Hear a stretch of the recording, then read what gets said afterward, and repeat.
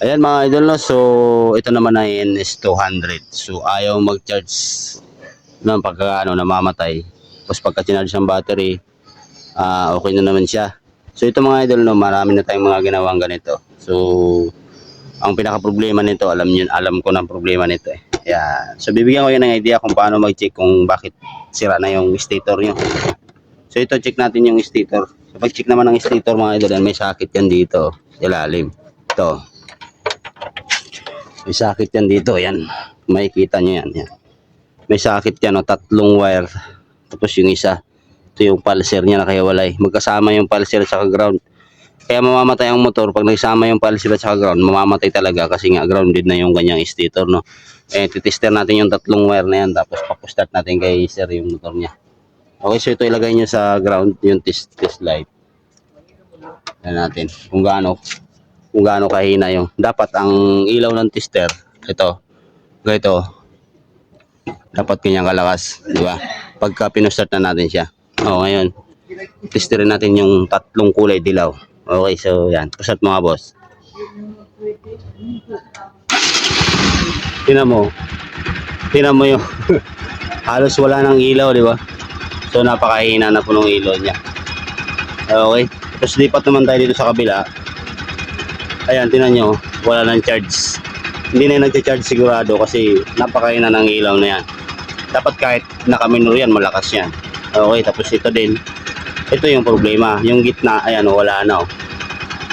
But tatlo kasi ito mga idol, no? Ayan, wala na siya. So matik, pagka ganito mga idol,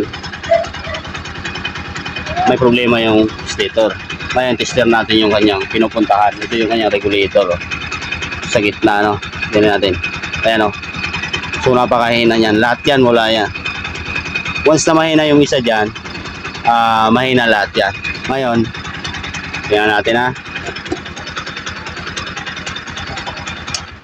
Yan. Kalasin natin ngayon yung stator niya. Papakita ko sa inyo kung anong itsura ng stator.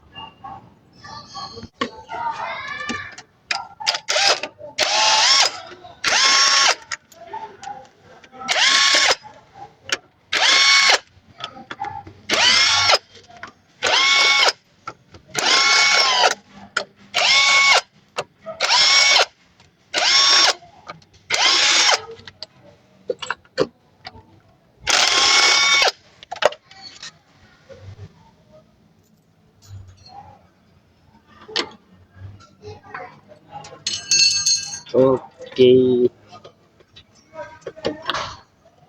Yan, o. Iya. Ay. Yan. Grabing pagkasunog, oh. Yan, di ba? Sunog na sunog yung stator niya. So, pagka gano'n na, pag tinislet nyo yung tatlong sakit dito, yan yung wire na yan, eh. Pagka tinislet nyo yun, tapos sobrang hina, ito na agad yung i-check nyo. Okay, yan, oh.